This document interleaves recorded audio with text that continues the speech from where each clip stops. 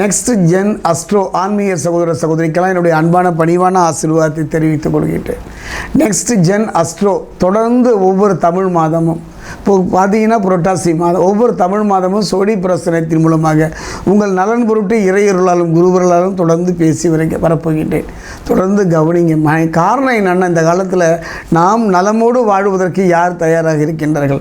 அவரவர்களும் பார்த்திங்கன்னா 1000 பிரச்சனைகளோடு அலைந்து கொண்டிருக்கின்ற ஒரு காலகட்டத்தில் ஒரு மனிதருக்கு ஆறுதல் தள்ளக்கூடியது பார்த்திங்கன்னா ஒரு ஜோதிடம் மட்டும்தான்.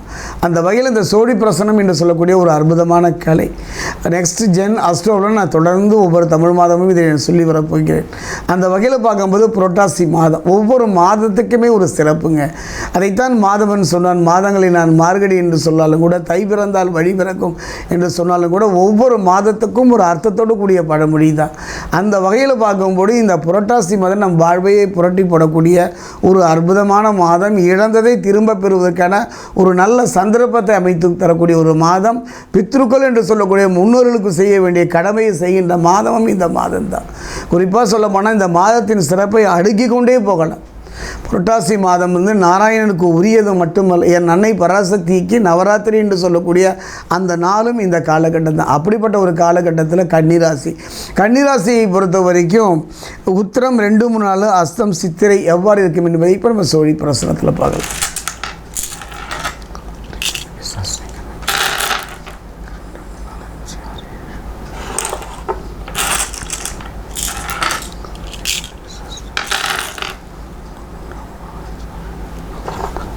மகரம்,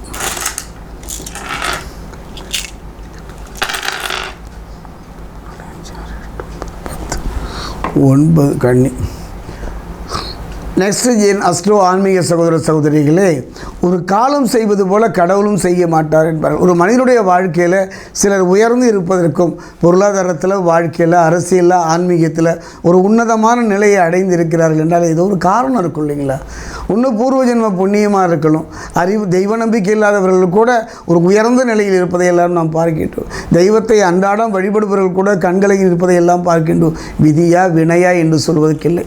அதே நேரத்தில் பார்த்தீங்கன்னா நல்ல தசாபுக்தி இறையருளும் குருவர்களும் இருக்குமாயின் இழந்ததை திரும்ப பெறுவதோடு ஒரு நிம்மதியான இடத்தை நோக்கி நகர்கின்ற ஒரு சந்தர்ப்பத்தையும் அந்த தெய்வ சக்தியை அமைத்த என்னுடைய அனுபவத்தில் பார்த்தீங்கன்னா ஜோதிடத்தில் ஒரு மனிதனுக்கு இந்த 3 பலமும் தேவை. அந்த 3 பலம் என்பது என்னென்னு பார்த்தீங்கன்னா மனோபலம், தெய்வ பலம். இந்த மனோபலமும் தெய்வ பலம் மட்டுமல்ல, தேக பலம் என்று சொல்வார்கள். இதில் ஒன்று குறைந்தாலும் கூட படாத பாடுபட்டு விடுவார்கள். இந்த 3 பலமும் எதை சார்ந்து இருக்கின்றதுன்னா நவகிரகங்களை சார்ந்து இருக்கின்றது.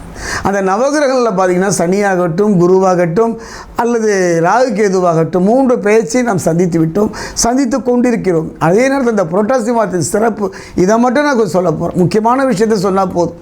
பணமடையில் நனைவீர்கள், கொட்டோ என்று கொட்டும், அது அள்ளி பெற போயிட்டது. விபரீத ராஜயோக கிட்டெல்லாம் ஆசைவாதத்தை காட்டுவதை விட இருப்பதை தக்க வைத்து கொண்டால் போதுமல்லவா? வாழ்கின்ற காலத்தில் நலமாக வாழ்ந்தால் போதுமல்லவா? வளமாக வாழவிட்டாலும் நிம்மதியாக வாழணும் இல்லையா? அதைத்தான் இந்த புரட்டாசி மாதம் 3 கிரகங்கள். என்னுடைய அனுபவத்தில் நாம் குருவையும் ராகு கேதுவையும் சனியைத்தானே சிறப்பாக நினைக்கிறோம் இல்லைங்க. இந்த கிரகங்கள் சோழி பிரசனத்துக்கு அடிப்படை. அது என்னன்னு பார்த்தீங்கன்னா செவ்வாயை பொறுத்த வரைக்கும் ராஜகிரகம் என்றே சொல்லுவேன். கலத்திரகாரகன் என்று சொல்லக்கூடிய சுக்கிரன், அதே நேரத்தில் ஆத்மகாரகன், பிதுர்காரகன் என்று சொல்லக்கூடிய சூரியன். இந்த 3 கிரகங்களுடைய பயிற்சி இந்த புரட்டாசி மாதத்திலே கன்னிராசியில் இருக்கக்கூடிய உத்திரம் 2, 3 நாள், அஸ்தம், சித்திரை சந்திக்க போகின்றீர்கள். அதே நேரத்தில் கன்னிராசியை பொறுத்த வரைக்கும் சனி பயிற்சியை பார்த்தீங்கன்னா 6ஆம் இடம் ரணம் ருணஸ்தானம் என்று சொல்வார்கள். குறிப்பாக சொல்ல போனால் பாதிப்பு குறைவு தான். அது இருந்தாலும் கூட சனி பகவானுடைய எந்த முழுமையான நன்மைகள் பெற முடியவில்லை. கடுமையான நோயினால் பாதிக்கப்பட்டது. எவ்வளவு சம்பாதிச்சாலும் சம்பாதிச்ச பணம் பூராமே மருத்துவ சார்ந்த செலவு தானே நம்ம சந்தித்து வந்திருக்கோம். கையில் வாங்கினா பையில் போட்டோம், போன இடம் தெரியல என்று புலம்புகின்ற ஒரு நிலை தானே. நல்ல வாழ்வு அமைந்தாலும் கூட நிம்மதி இல்லாத ஒரு வாழ்வு தானே. காதல் திருமணமாக இருந்தாலும், பெரியவங்க பார்த்து வைத்து திருமணமாக இருந்தாலும் அதில் ஒரு போராட்டத்தை தானே சந்தித்து வருகிறீர்கள். கவலையே பட வேண்டாம். ஒரு நல்ல மாற்றத்தை தரக்கூடிய ஒரு மனிதனுடைய வாழ்க்கையில் இவன் சிறப்பாக இருக்க வேண்டும். அவன் எவன் என்று பார்த்தால் கலத்திரகாரகன் என்று சொல்லக்கூடிய சுக்கிரன். ஒரு மனிதன் வாழ்க்கையில் எது வேணாலும் கெடலாம், சுக்கிரன் கெடக்கூடாது. அந்த வகையில் என்னை பொறுத்த வரைக்கும் தேவகுரு கைவிட்டாலும் அசுரகுரு என்று சொல்லக்கூடிய சுக்கிரன் பக்க பலமாக இருப்பதனால் கணவன் மனைவிக்குள்ளேயும் சரி, உறவினர்கள் மத்தியிலும் ஒரு அந்யோன்யம் பலப்படும். பிரிந்த கணவன் மனைவிகள் ஒன்று சேர்கின்ற ஒரு அருமையான தருணம். அதே நேரத்தில் செவ்வாய் சற்று சங்கடத்தை தருவதனால சின்ன சின்ன கோபதாபங்கள் வரத்தான் செய்யும். யார் யாரிடமோ விட்டு கொடுத்து போகின்றோம். ஏன் மனைவியிடம் கணவனோ கணவனிடம் மனைவியோ விட்டு கொடுத்து போகக்கூடாது? அந்த நிலை ஒரு நல்ல மாற்றத்தை அடையும். அதே நேரத்தில் மதில் மேல் பூடையாக ஒரு நிலை இல்லாத நிம்மதி இல்லாமல் தொழில் நடத்தி உங்கள் வாழ்க்கையில் நிலையான நிம்மதியான முறையில் தொழில் நடத்துவதற்கான ஒரு பொருளாதார நிலை ஏற்படும். ஒரு போராட்டங்க, என்னை பொறுத்த வரைக்கும் தொழிலில் கடுமையான ஒரு போராட்டத்தை சந்தித்து வந்த உங்கள் வாழ்க்கையில் அந்த போராட்டம் இறுதி வெற்றி அடைவதற்கான சந்தர்ப்ப சூழ்நிலையை புதன் உங்களுக்கு அமைத்து தருவார். என்னுடைய அனுபவத்தில் ஒன்று சொல்லிக்கொள்ள ஆசைப்படுகின்றேன். சனி பகவான் இதுவரைக்கும் முழுமையான நற்பலனை உங்களுக்கு தரவில்லை. காரணம் நல்ல தசாபுக்தியா, இல்லை குலதெய்வ வழிபாடா, இல்லை பித்துக்குள்ள ராசியை எல்லாம் இருந்தும் கூட ஏன் தரவில்லை என்றால் சனி பகவானை பொறுத்த வரைக்கும் சூரியனுடைய முழுமையான பார்வைப்படுகின்ற ஒரு அருமையான தருணம் இது தாங்க.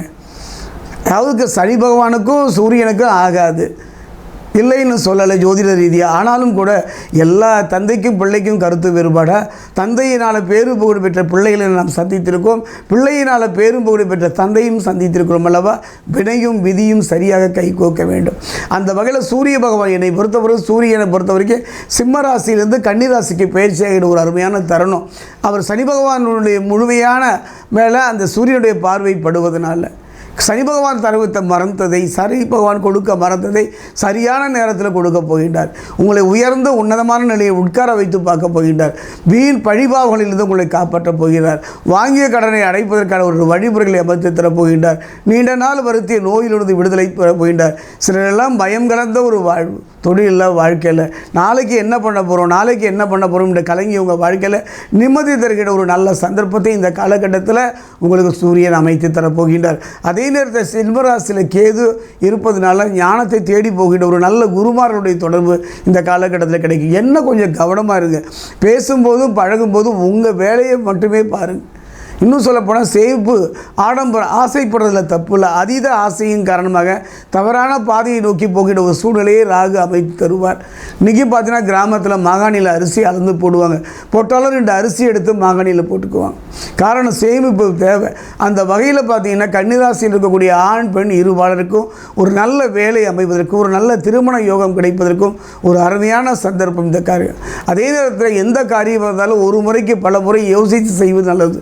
மிகுந்த கவனத்தோடு செலவிட வேண்டிய ஒரு காலகட்டம் இந்த காலகட்டம்.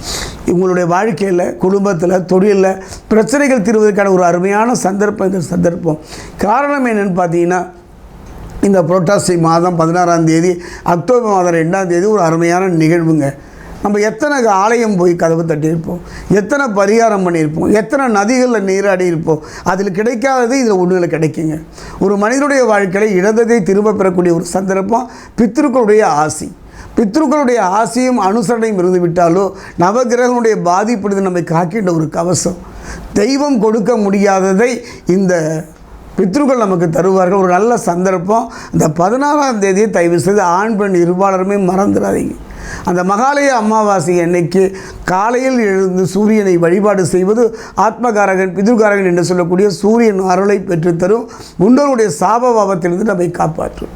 குறிப்பாக சொல்லப்போனால் திருமணமாய் பிரிந்து போகின்றார்கள், பிள்ளைகள் நமக்கு எதிராக திரும்புகின்றார்கள், நம்ம சொன்ன பேச்சை கேட்குறதில்ல, நிம்மதி இல்லாத ஒரு தொழிலை நடத்துகிறோம்.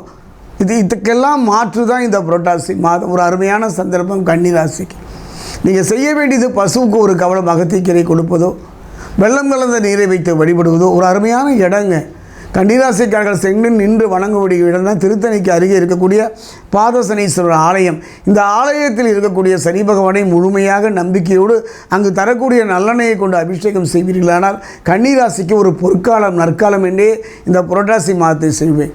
ஏங்க ஒரு காரியம் நடக்க போகிறோம், நம்மகிட்ட எதுவுமே இல்லை, பொன் வைக்கும் இடத்துல ஒரு பூ வைக்கிற மாதிரி உங்கள் வாழ்வை இந்த 3 கிரகங்கள் என்று சொல்லக்கூடிய சூரியன் செவ்வாய் உங்கள் வாழ்க்கையை புரட்டி போடக்கூடிய, அதுவும் சொல்லப்பட புதன் ஆதித்ய யோகம் என்று சொல்லக்கூடிய ஒரு அற்புதமான யோகத்தையும் புதன் தரப்போகின்றார். தொழில் நடத்தினா மட்டும் போகாது, பிள்ளைகளை பெற்றால் மட்டும் போகாது, திருமணம் செய்தால் மட்டும் போகாது, அந்திம காலம் வரை அது நமக்கு தொடர்ந்து நமக்கு நற்பலனை தர வேண்டும். அதை தரக்கூடியதான் புதன் ஆதித்ய யோகம். அந்த யோக பலனும் கன்னிராசிக்கு இருப்பதனால ஒரு நல்ல மாற்றம்.